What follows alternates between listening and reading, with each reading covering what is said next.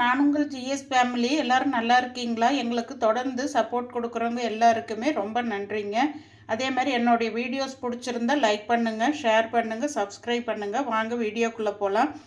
நான் இன்றைக்கி என்ன பண்ண போகிறேன்னா, மல்லித்தலை வச்சு நான் தொக்கு பண்ண போகிறேங்க. நல்லா இப்போ சீசன் ஆச்சு, நல்லா கிடைக்கிதுங்க. அதை நாம் வேஸ்ட்டு பண்ண வேண்டாம். நாம் சீசன் இருக்கும்போது செஞ்சு வச்சுட்டு நல்லா 6 மாதம் அளவுக்கு நல்லா தாங்குங்க. அது பார்த்திங்கன்னா நம்மளுக்கு இந்த டைமில் நீங்கள் இந்த மல்லித்தலையை நல்லா க்ளீன் பண்ணி வாஷ் பண்ணி நல்லா ஃபேன் காற்றுல ஆற வச்சுட்டு அதுக்கப்புறம் சோலார் ட்ரையரோ இல்லை உங்களுக்கு நேரடியாக வெயிலில் வைக்காமல் காய வச்சு எடுத்து பொடி பண்ணி வச்சிட்டிங்கன்னா சீசன் இல்லாதப்போ யூஸ் பண்ணிக்கலாம். அடுத்து பார்த்திங்கன்னா இது நாம் இப்போ காம்போடு தான் எடுக்க போகிறோம். காம்பில் தான் சத்தும் டேஸ்ட்டும் இருக்கும், வாசனையும் நல்லா இருக்குங்க. நான் இப்போ பெரிய கட்டை 2 கட்டை அளவுக்கு எடுத்துருக்குறேன் க்ளீன் பண்ணிவிட்டு. இப்போ இதை தண்ணி இல்லாமல் நல்லா வடித்து எடுத்துக்கலாம். அதுக்கப்புறம் பார்த்திங்கன்னா இதோட நான் கொஞ்சம் மரத்துலேருந்து கருவேப்பிலையும் உடச்சி எடுத்துகிட்டு வந்திருக்குறேங்க. இதையும் வாஷ் பண்ணி நான் கொத்தோடவே வாஷ் பண்ணி வச்சது, தண்ணி இல்லைங்க இதில். அதுக்கப்புறம் பூண்டு 1 கைப்பிடி அளவுக்குங்க. அதுக்கப்புறம் சின்ன வெங்காயம் 2 கைப்பிடி அளவுக்கு. இது ஆப்ஷனல் தான், உங்களுக்கு பிடிச்சா போட்டுக்கோங்க. இது நம்ம அரைக்க போகிறதில்ல, நம்மளுக்கு பல்லில் தட்டுப்படுற அளவுக்கு நம்ம கட் பண்ணி போட்டுக்கலாம். விருப்பப்படுறவங்க போட்டுக்கோங்க, டேஸ்ட் நல்லா இருக்குங்க. ப்ளெயினாக இந்த சட்னி சாப்பிட்ற மாதிரி இல்லாமல் இது நடுவில் வரும்போது நல்லா இருக்குங்க சாப்பாடு கிளறும்போது. அதுக்கப்புறம் ஒரு எலுமிச்சம் சைஸுக்கு புளி எடுத்துருக்குறேன். அதுக்கப்புறம் பார்த்திங்கன்னா கல்லுப்பு, அப்புறம் மஞ்சத்தூள், வெந்தயம், கடுகு பொடிங்க. இது எப்போவுமே நம்மளுக்கு ஊறுகாய் போடுறதுனால நம்மக்கிட்ட இந்த ஸ்டாக் இருக்குங்க. அதுக்கப்புறம் சில்லி ஃப்ளேக்ஸ் மாதிரி அரைச்ச மிளகாய் தூளுங்க. அதுக்கப்புறம் பார்த்திங்கன்னா நம்ம நல்லெண்ணில் தான் செய்ய போகிறோம். கடுகு, சீரகம், கடலைப்பருப்பு, உளுந்த பருப்பு உங்களுக்கு விருப்பப்பட்டால் போட்டுக்கோங்க. அதுக்கப்புறம் கட்டி பெருங்காயம் கொஞ்சம் போல் எடுத்துக்கோங்க. நீங்கள் தூள் பெருங்காயம் இருந்தாலும் போட்டுக்கோங்க. நான் இப்போ கட்டி பெருங்காயம் தான் நான் எண்ணெயில் வதக்கி சேர்த்துக்க போகிறேங்க. இந்த மாதிரி தொக்கு ஊறுகாய்க்கெல்லாம் கட்டி பெருங்காயம் நல்லா இருக்குங்க, புளியோதரை தொக்கு அந்த மாதிரிக்கெல்லாம். வாங்க எப்படி செய்கிறதுன்றதை பார்ப்போம். பழுத்தது, அழுகுனது அந்த மாதிரி எல்லாம் க்ளீன் பண்ணிவிட்டு க்ளீனாக எடுத்து வச்சுட்டு நீங்கள் காம்போடவே கட் பண்ணி வதக்கிக்கோங்க. முதல்ல நாம் நல்லெண்ணெய் விட்டு இதை வதக்கிக்கலாங்க. முதல்ல நம்ம புளியை கொஞ்சமாக சுடு தண்ணி விட்டு ஊற வச்சுக்கலாங்க. ஏன்னா இதில் நார், இந்த திப்பி, விதைகள்லாம் இருக்கும். அதை நம்ம வடித்து எடுத்துக்கலாம். சுடு தண்ணி ஊற்றணும், கொஞ்சமாக ஊற்றிக்கோங்க. தண்ணி அதிகமாக இதில் சேர்க்க வேண்டாம், ஏன்னா அப்போ தான் நம்மளுக்கு ரொம்ப மாதம் வருங்க. இப்போ நாம் இதில் தண்ணி ஊற்றி வச்சுட்டு அடுத்த ப்ராசஸ்க்கு போகலாங்க. இப்போ இதை நல்லா கத்தியில் கட் பண்ணி எடுத்துக்கலாங்க. ஒரு பிளேட்டில் வச்சுக்கலாம். தண்ணி வடிஞ்சிருச்சு, கொஞ்சம் தண்ணி இருக்குது, இருந்தாலும் இது நாம் நல்லெண்ணில் வதக்கிறதுனால இந்த தண்ணி நல்லா வதங்குற அளவுக்கு நம்ம இருக்கிற அளவுக்கு வதக்கி விட்டுக்கலாங்க. கருவேப்பிலை இதெல்லாம் ஆப்ஷனல் தான். கருவேப்பிலை இதில் கொஞ்சம் கொஞ்சம் சேர்க்க நம்மளுக்கு முடிக்கு நல்லதுன்றது உங்களுக்கே தெரியும். ப்ளெயினாக பண்ணுறதை விட கூட கருவேப்பிலை சேர்க்கும்போது உங்களுக்கு டேஸ்ட்டும் கொஞ்சம் டிஃப்ரெண்ட் கொடுக்கும். அதே டைம் நம்மளுக்கு சத்து ஒரே இதில் இன்னொரு சத்தும் சேர்ந்த மாதிரி இருக்குங்க. எல்லாத்துலேயுமே கொஞ்சம் கொஞ்சம் கருவேப்பிலை வதக்கிறதுக்கோ இல்லை தாளிக்கிறதுக்கோ அந்த மாதிரி வச்சுக்கோங்க. இப்போ இந்த சைஸில் கட் பண்ணால் போதுங்க. நாம் சின்ன ஜாரில் தான் போட்டு அரைக்க போகிறோம், டக்குன்னு அரைப்பட்டுருங்க. இந்த மாதிரி எல்லாமே கட் பண்ணி எடுத்துக்கலாம். இந்த மாதிரி ரொம்ப மொத்தமாக இருக்கிறதெல்லாம் எடுத்துட்டேங்க. மீதியெல்லாம் நம்ம கட் பண்ணி வச்சாச்சு. இது பார்த்திங்கன்னா அரைச்சிட்டு வதக்கக்கூடாதுங்க. அரைச்சிட்டு வதக்கும்போது பார்த்திங்கன்னா அந்த பச்சை வாசம் போக ரொம்ப லேட் ஆகும். அதுக்கப்புறம் பார்த்திங்கன்னா இது உங்களுக்கு எண்ணெய் ஊற்றிட்டு வதக்கிட்டு செய்யும்போது உங்களுக்கு அரைப்படுறதும் சீக்கிரம் அரைப்படும். நீங்கள் அப்படியே அரைக்கும்போது உங்களுக்கு அந்த நார், திப்பியெல்லாம் அங்கங்கே நின்றுடும், அரைப்படாதுங்க. அதனால தான் நம்ம வதக்கிட்டு அரைக்கிறோம். ஃபஸ்ட்டு இதை வதக்கிக்கலாம். கடாய் ஹீட் ஆகிடுச்சு, நம்ம நல்லெண்ணெய் விட்டுக்கலாம். இது ஃபஸ்ட்டு வதங்கும் போது அளவாக விட்டுட்டு லாஸ்ட்டில் அந்த ப்ராசஸ் உங்களுக்கு ஒவ்வொன்றா வதக்கி ஃபைனலாக நாம் இந்த ஊறுகாய் பதத்துக்கு எடுக்கும்போது கொஞ்சம் லைட்டாக எண்ணெய் பிரிஞ்சு வர மாதிரி இருக்கணும். இதுக்கு தொக்குக்கு எண்ணெய் அதிகமாக பிடிச்சிட்டே இருக்குங்க. அதனால் நீங்கள் அதிகமாக எண்ணெய் மிதந்து வரலேன்னு சொல்லி எண்ணெய் அதிகமாக விட்டுட்டே இருக்காதீங்க. நம்மளுக்கு வதக்கிறதுலேயே நம்மளுக்கு அந்த கெடாத பக்குவம் வந்துருங்க. நீங்கள் தைரியமாக செய்யலாம். ஆனால் எண்ணெய் ஊறுகாய் அளவை விட கொஞ்சம் கம்மியாக பிடிக்குங்க. இப்போ எண்ணெய் ஹீட் ஆகிடுச்சு, நாம் இதை போட்டுக்கலாம். ரொம்ப ஹீட் ஆகி போட்டிங்கன்னா கருப்படித்த மாதிரி ஆகிடும். ஏற்கனவே மல்லித்தலை வதக்குனா கொஞ்சம் பிளாக்காக தான் மாறுங்க, அதனால் ஒன்றும் பிரச்சனை இல்லை.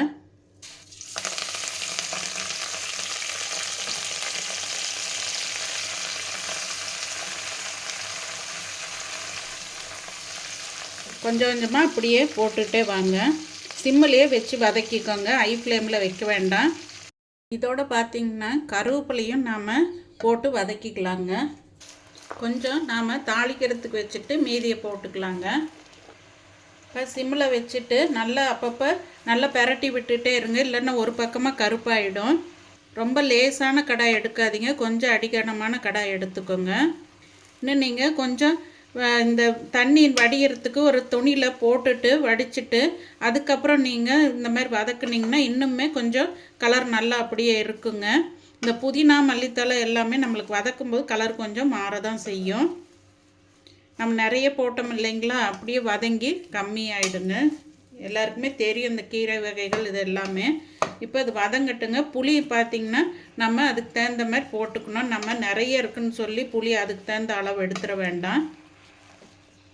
இப்போ இதோட புளி தண்ணியை ஊற்றியுமே நம்ம அரைச்சிக்கலாம் வடிகட்டி. நல்லா வதக்கிக்கலாங்க. கொஞ்சம் ஒரு அரை டீஸ்பூன் அளவுக்கு கல் உப்பு போட்டுக்கிறேன்.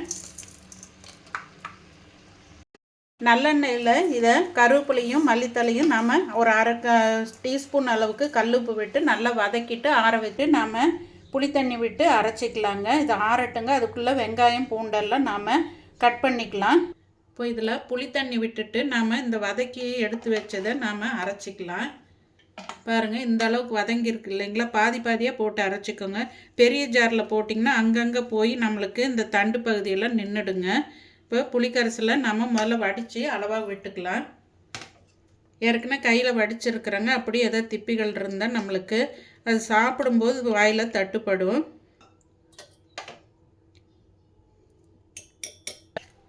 இப்போ இந்த அளவுக்கு நல்லா வடித்து விட்டாச்சுங்க. நம்மளுக்கு இந்த டஸ்ட்டெல்லாம் மேலே நின்றுடும். இப்போ இதில் பாதி பாதியாக போட்டு நாம் அரைச்சிக்கலாம். இப்போ இதில் வடித்து புளி தண்ணி விட்டாச்சுங்க. இப்போ இந்த வதக்குனதை நாம் பாதி பாதியாக போட்டு அரைச்சிக்க போகிறோம். புளி தண்ணி மட்டும் வதங்கினதை பார்த்து நீங்கள் விட்டுக்கோங்க.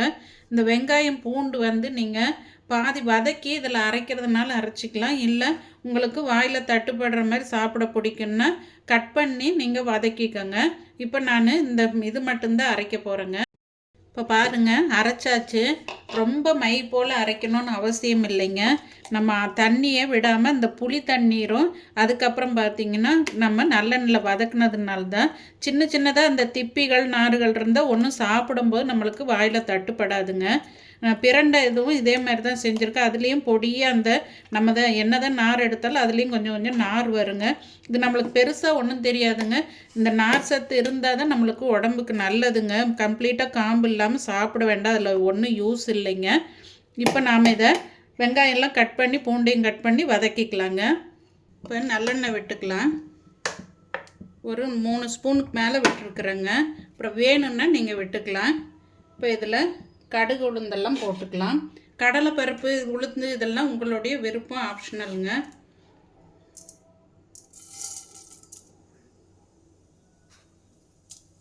உளுந்தும் கொஞ்சம் போட்டுக்கலாம். இப்போ பார்த்திங்கன்னா இதுலேயே நாம் கட்டி பெருங்காயத்தை போட்டு இந்த கடுகு பொரியிற ஸ்டேஜில் நாம் வறுத்து எடுத்துக்கலாம். இந்த நுணுக்கி நாம் இந்த தொக்கு கொதிச்சுட்டு இருக்கும்போதே போட்டுக்கலாம். ஆயிலில் ஃப்ரை பண்ணி போடும்போது நல்லா இருக்குங்க பெருங்காய வாசனை. முடிஞ்ச வரைக்கும் இந்த மாதிரி தொக்கு ஊறுகாய் எல்லாத்துக்குமே கட்டி பெருங்காயம் யூஸ் பண்ணுங்கள். நாம் சீரகத்தை போட்டுக்கலாம்.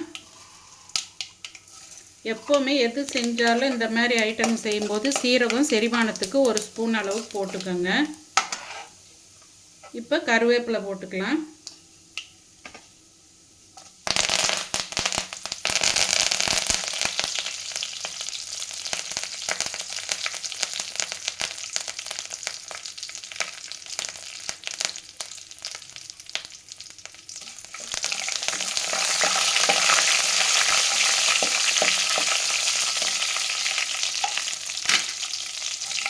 இந்த பெருங்காயம் நல்லா பொரிஞ்சிருச்சுன்னா அதை எடுத்துக்கலாம்.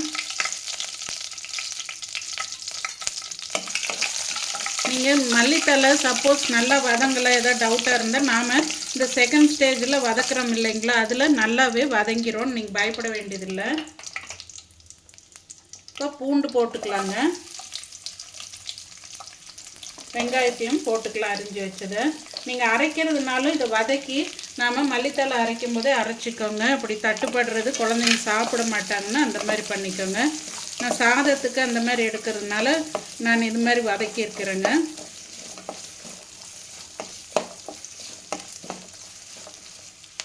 இப்போ இதுக்கு கொஞ்சம் போல் உப்பு போட்டுக்கலாங்க, வதங்கட்டும்.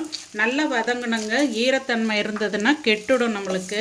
இப்போ பாருங்கள், கடுகு உளுந்து போட்டுட்டு சீரகம் போட்டு அடுத்து வெங்காயம் கருவேப்பிலை பூண்டு எல்லாம் போட்டு நல்லா ஃப்ரை பண்ணி எடுத்துக்கணுங்க. அப்போ தான் நம்மளுக்கு டிஷ்ஷு கெடாமல் இருக்கும். இப்போ இந்த பெருங்காயம் தூள் பண்ணதை போட்டுக்கலாம். இந்த வெங்காயம் பூண்டு பார்த்திங்கன்னா நல்லா உங்களுக்கே தெரியும், நல்ல கலரே மாறிடுச்சு பாருங்கள். இந்த கலர் நல்லா மாறினது உங்களுக்கு தெரியுதுங்களா?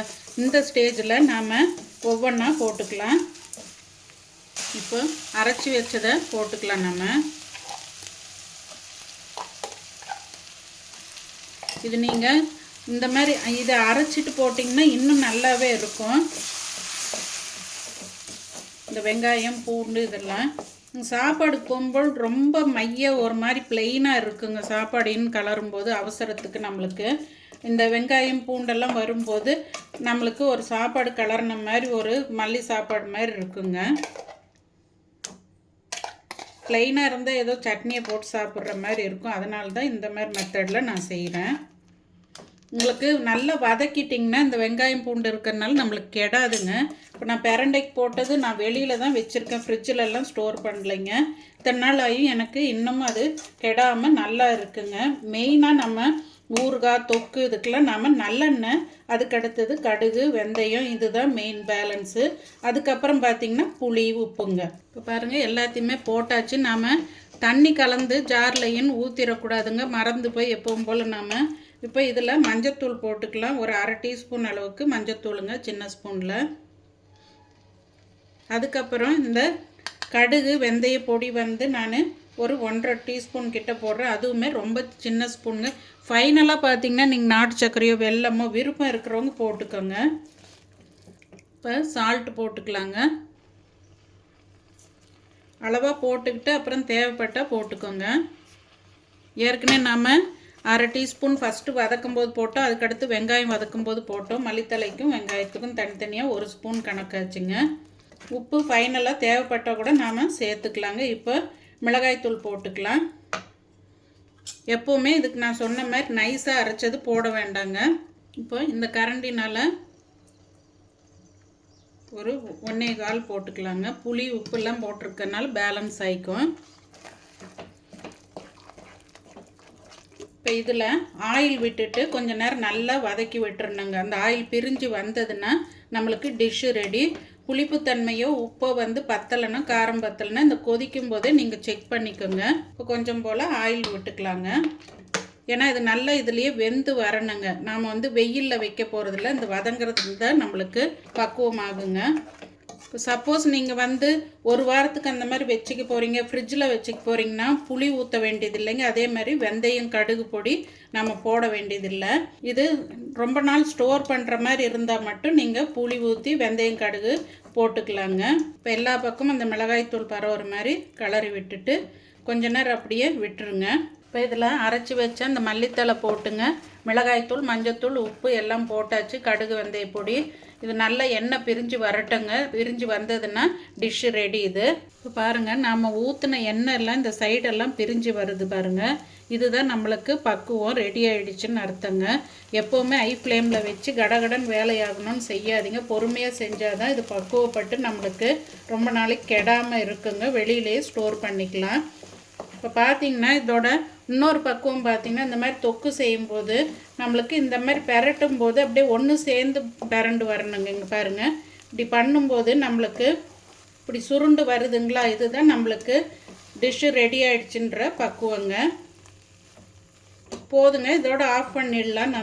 நான் சொன்ன மாதிரி ஃபைனலாக கொஞ்சம் நாட்டு சர்க்கரையோ வெல்லமோ போடுறவங்க போட்டுக்கோங்க, நான் போடலைங்க. இதுக்கு விருப்பப்படுறவங்க போட்டுக்கோங்க, அவ்வளோதாங்க.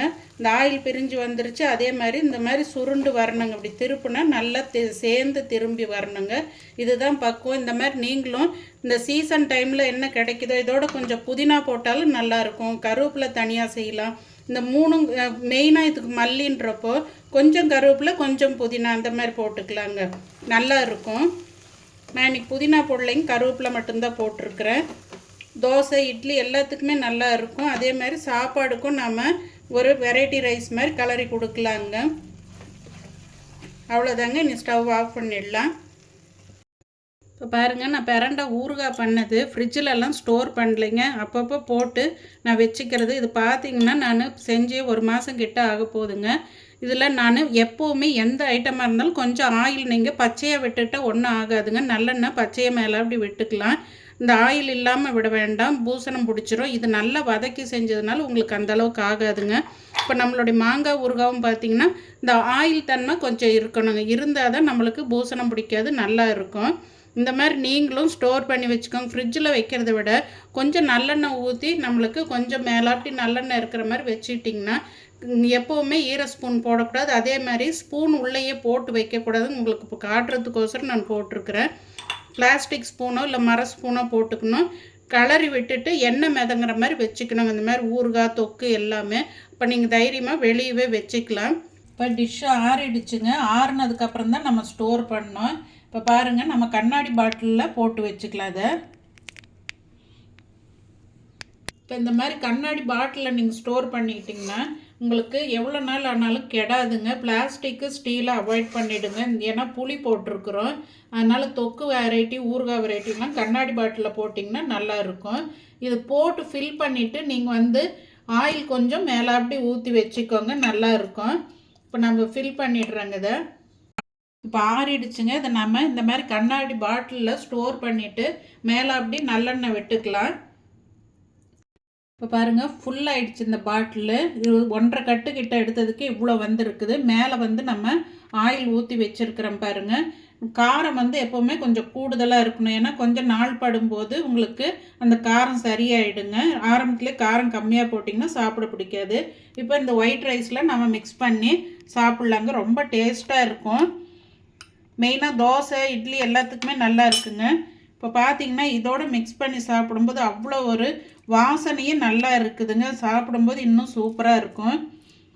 நீங்கள் இந்த மாதிரி ரெடி பண்ணி வச்சுட்டிங்கன்னா லேட்டாக எழுந்திரிச்சா விட டக்குன்னு குழந்தைங்களுக்கு ஸ்கூலுக்கு ரெடி பண்ண நல்லாவே சௌரியமாக இருக்கும். நம்ம நடுவில் இந்த வெங்காயம் பூண்டெல்லாம் போட்டிருக்கிறோம் இல்லைங்களா, அதுவும் இந்த ஜூஸில் நல்லாவே ஊறி நல்லா இருக்குங்க. பாருங்கள் எப்படி இருக்குது பாருங்கள், கலர்ஃபுல்லாக நம்மளுக்கு நல்ல ஒரு திக்னஸாகவும் இருக்குது. புளி சேர்க்க விருப்பம் இல்லாதவங்க 1 வீக்கில் எனக்கு செலவாயிடுன்றவங்க நீங்கள் தக்காளி போட்டு கூட செஞ்சுக்கலாங்க. எவ்வளோ சூப்பராக இருக்குது பாருங்கள். நீங்களும் இதே மாதிரி ட்ரை பண்ணி குழந்தைங்களுக்கு கொடுங்க. மல்லித்தலை எடுத்து போடுற குழந்தைங்க கூட இந்த சாப்பாடை விரும்பி சாப்பிடுவாங்க. இந்த மாதிரி மெத்தடில் கொடுத்தீங்கன்னா வெரைட்டி ரைஸுன்னு சொல்லி கொடுத்துருங்க. அவ்வளோ ஒரு சூப்பராக இருக்குங்க இது. இதே மாதிரி நீங்கள் கருவேப்பிலை, கொத்தமல்லி, புதினா இந்த மாதிரி தனித்தனியாகவும் பண்ணலாம், 3ஐயும் மிக்ஸ் பண்ணியும் பண்ணலாம். ஹெல்த்தியாக இருக்கும். அதே டைம் பார்த்திங்கன்னா சின்ன சின்ன அந்த நார்கள் வந்தாலும் ஒன்றும் தப்பு இல்லைங்க. குழந்தைங்களுக்கு பெருசாக தெரியாது. உங்களுக்கு இது குழந்தைங்க சத்தோடு எடுத்துக்குவாங்க. 2வது தண்டோடு போடும்போது தான் நான் ஆல்ரெடி சொன்ன மாதிரி நல்லா வாசனையாக இருக்குதுங்க. பாட்டில் ஓப்பன் பண்ணும்போதே உங்களுக்கு நல்லா இருக்கும் ஸ்மெல்லு. அதேமாதிரி குழந்தைங்களுக்கு பேக் பண்ணி கொடுத்தீங்கன்னா அந்த ஸ்மெல்லுக்கே அவங்க சாப்பிட்ருவாங்க. நல்லா இருக்கும் வாசனை. இதே மாதிரி நீங்களும் ட்ரை பண்ணி பார்த்துட்டு என்னோடய டிஷ்ஷு இந்த மெத்தட் பிடிச்சிருக்கான்னு சொல்லுங்கள். இல்லை நீங்கள் என்ன மெத்தடில் செய்வீங்கன்றதை சொல்லுங்கள். அதே மாதிரி என்னுடைய சேனலுக்கு தொடர்ந்து ஆதரவு கொடுக்குறவங்க எல்லாருக்குமே ரொம்ப நன்றிங்க. அதே மாதிரி நம்மளுடைய ப்ராடக்ட் எல்லாமே உங்களுக்கு யாருக்கு வேணுமோ ஆர்டர் கொடுங்க. முருங்கை விதை, அதுக்கப்புறம் தாளிப்பு வடகம், சாம்பார் பொடி, ரசப்பொடி, இட்லி பொடி, அதுக்கப்புறம் பார்த்திங்கன்னா உங்களுக்கு நொச்சி ஆயில், வலி நிவாரண ஆயிலும் கொடுத்துட்ருக்குறோம். இந்த குழந்தை இல்லாதவங்க நிறைய பேர் ஒரு மண்டலம் சாப்பிட்ணுன்ட்டு முருங்கை விதை எங்கள்கிட்ட வாங்கிட்டுருக்குறாங்க. யாருக்காவது வேணும்னாலும் ஆர்டர் கொடுங்க, நாங்கள் கொடுக்குறோங்க. நாங்கள் வெப்சைட்டில் ஆர்டர் கொடுங்க, இல்லைன்னா வாட்ஸ்அப்பில் ஆர்டர் கொடுங்க. நல்லா இருக்குங்க எங்கள் ப்ராடக்ட்டு. ஒன்ஸ் வாங்கி பாருங்கள்.